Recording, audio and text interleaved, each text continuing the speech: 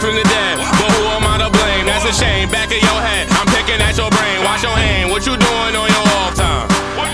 What you doing when you offline? Back from the dead, but who am I to blame? That's a shame. Back of your head, I'm picking at your brain. Watch the aim. What you doing on your off time? What you doing when you offline? Yeah, ubbiWrap Dice. We here at G Shop out of Waterbury, Connecticut, filming the first take of Off Here TV, where cutting hair meets the culture. So Rocky, what's going on? How you doing? ubbiWrap Dice. How you doing? So first off, we're gonna start. Where you from? Originally, I was born in Fort Campbell, Kentucky, down south. That's where my parents met. But I was raised in the Elm City, 203, New Haven. Okay. And from there, I spent a couple years in Virginia, Fairfax and Newport News area. And then from there, I'm back here in CT, 203, Waterbury, the dirty water. Fiji. Feel me? And I've grown very accustomed and adapted very well here. That's what's up. That's what's up. So for the people, what is it that you do? Full time, I am a barber with cosmetology background. I also have a degree in dance and fine arts, and also full time mommy. Shout out to all the moms. Yes. Shout out. All the parents, dads and moms. Mm-hmm. Yeah. Okay. So when did you start cutting hair? I started cutting hair in 2014. I didn't know I wanted to be a barber. I actually went to cosmetology school to be a nail tech. From that, I was convinced to go for my cosmetology background, and I went for that, got that. But while in school, I used to see barbers lining each other up. And I said, that looks like something I want to do. Word. Probably like the first time you seen somebody lining somebody up, you're like, I could do that. You know? I think it was just like, my cousin needed a haircut. And so I said, you were the one. Yeah. And that's how it started. Yeah. There was a need, and you fulfilled that need. Facts. I like and that. I just liked it from there, man. Word. That's dope. How long did it take you, like, when you were in cosmetology, how long did it take you to finish school? It took me, 1,500 hours? It took me about 6-7 months of straight, because I wouldn't want to be a full-time student. I didn't want to be there and then working a part-time, because I would have lost focus. Yeah. I feel like us as barbers, when we tend to take on more than just barbering, we tend to lose focus on our barbering skills and kind of, get distracted. That's a fact. So it took me less time than most people, but that's because I fully submerged myself into it head on and knew that that's what I wanted to do, which I'm sure, like, first time you figured it out, you was like, this is it.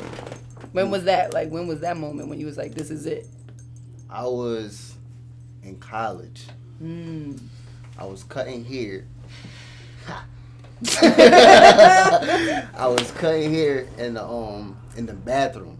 I lived in this apartment housing. It was called Old Hall, and I would cut all the kids. Like, everybody would come to me for the cut, so I became the campus barber. The resident barber. You have to go to. I started making money from it. Yep. That was the best part. Check. But as I started making the bread and cutting, I was like, yo, I actually like this. Like, I actually like cutting people's hair, and people like, yo, I'm about to go get some girls after this. You feel me?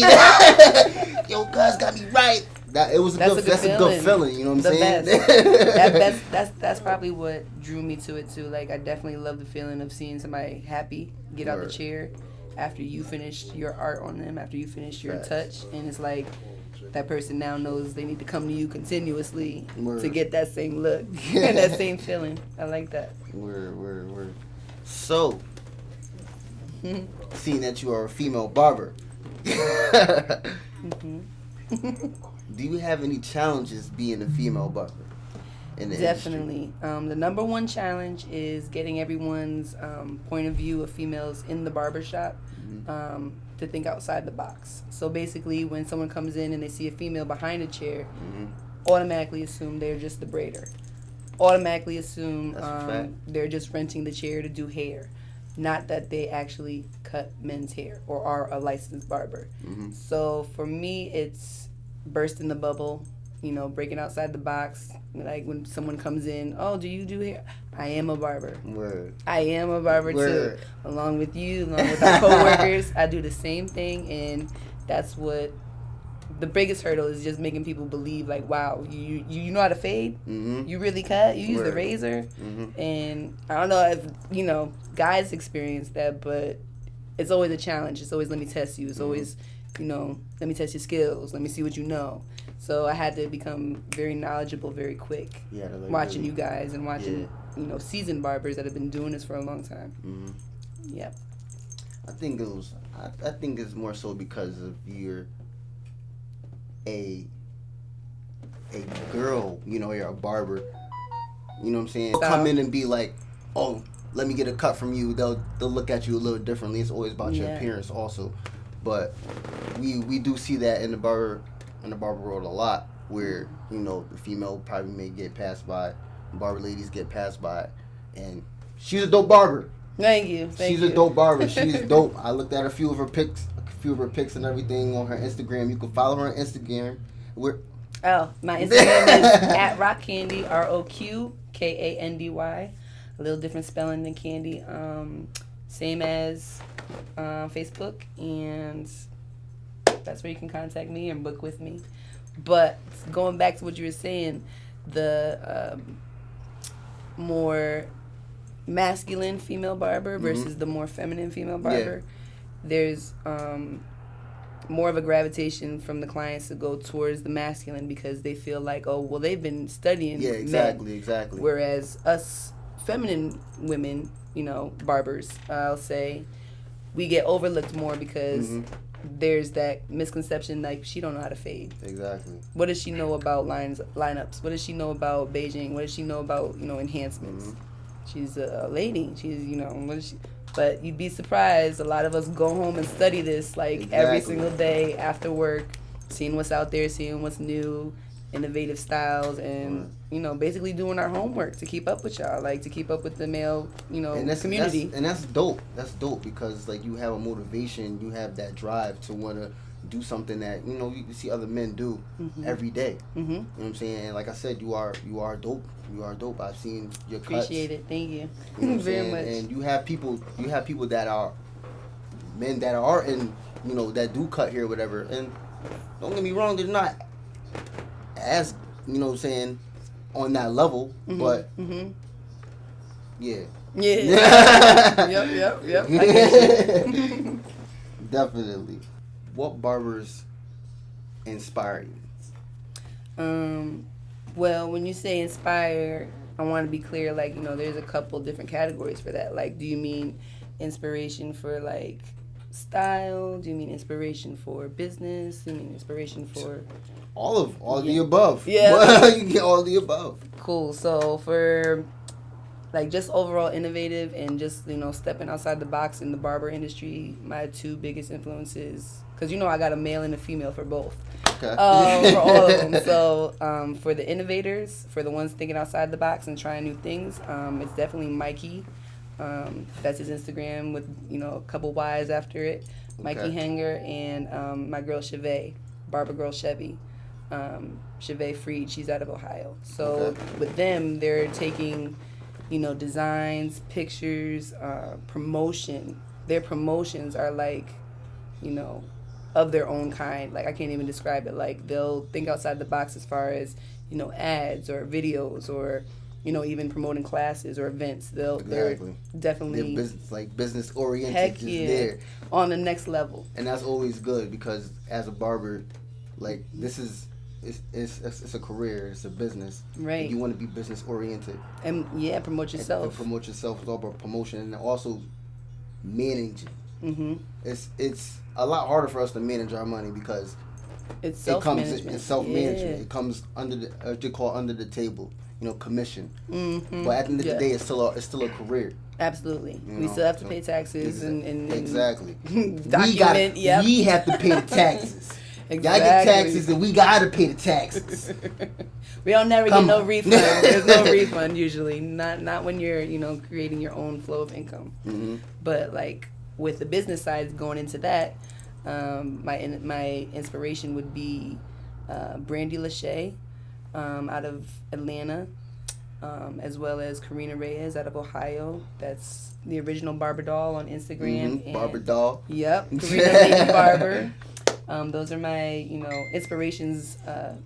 Just happen to be two females that are, exceeding the levels of industry and success, being represented by major companies, being sponsored, something that most barbers aspire to. Mm-hmm. They've reached that goal and are, surpassing that, like even further than that.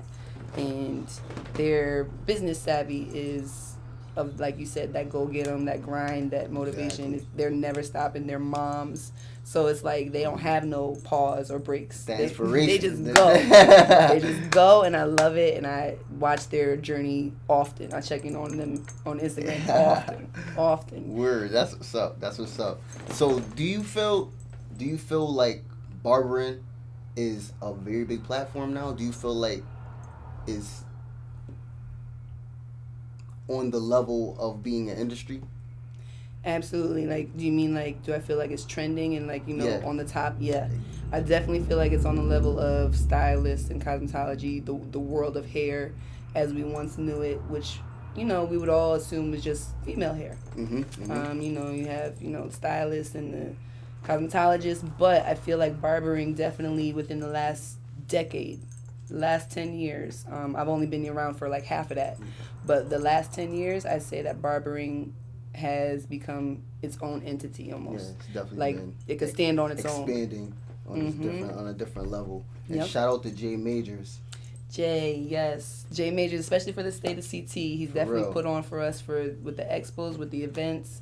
And, speaking to him on a regular basis is more so putting on for where we're from. Mm-hmm. And every barber from everywhere should feel like that. Exactly. And they're inspired now to do shows in different areas and do different promotions. So I won't say he's the very, very first, but as far as I know, he's the first to take it to that, next level. Yeah, That showcase next level where it just grew and grew and grew. Exactly. And it's a major, phenomenon now. Exactly. And people are utilizing it on Instagram, utilizing it on Facebook, Twitter, and now we have Barber Grammys. Yes, the Shout Barber outs, man. Grammys. Yep.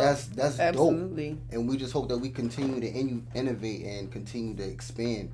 When I tell it'd be people dope. that there's a Grammys for barbering now, they It's like, what? they can't believe it. Yeah, Got there's Grammys for barber? Yeah, man. For real. and the categories are relevant. The categories are, definitely have purpose and definitely have meaning, and the people that are nominated, have to fulfill those positions because, let's be real, we'll let them know if they're not upholding their position. That's a fact. Because this is our culture. Exactly. And this is us and Exactly. for us by us. So, definitely. I like that insight on that. I like that. So, all right. What was your best haircut? My best haircut, definitely off rip, I can already tell you, was in 2017. 2016. First ever Barber Expo in Washington, D.C. Okay. Herson, the barber, put that on. Big shout out to him. And Jay Majors hosted it. Yep. Shout out to Jay Majors again. Yep. Jay was hosting, and it meant a lot because, some people may or may not know, but Jay and I had a little, history as far as being so close in the state of CT and me starting to become a barber.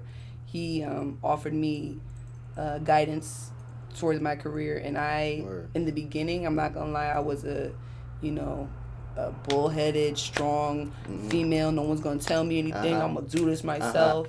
And he and I clashed. He invited me to work there, but I wasn't cutting fast enough. I wanted to get behind the chair. Yeah. And in his mind, he was like, "You had the cosmetology background. I need to give you the barbering background." Word. And I hadn't got that yet. I hadn't had that experience really. I'd done a couple kids cuts in school, but that was about it. So he and I clashed because I'm like, I want to cut. I'm ready to cut. And he's Word. like, you're not ready.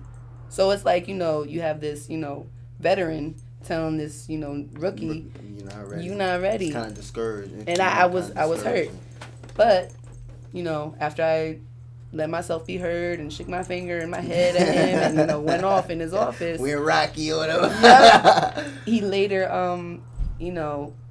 gave me my props when he was handing me my trophy for the haircut, my best haircut that I did in the DC Expo. Right. And, despite our, clashing, he encouraged me and gave me props because he saw how bad I wanted it. He saw the, determination and the motivation to succeed.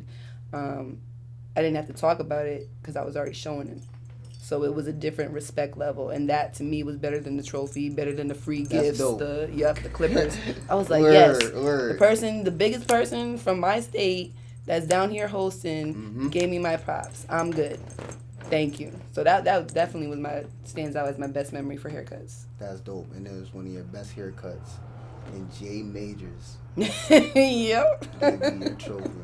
Yes, handing me my trophy definitely made it.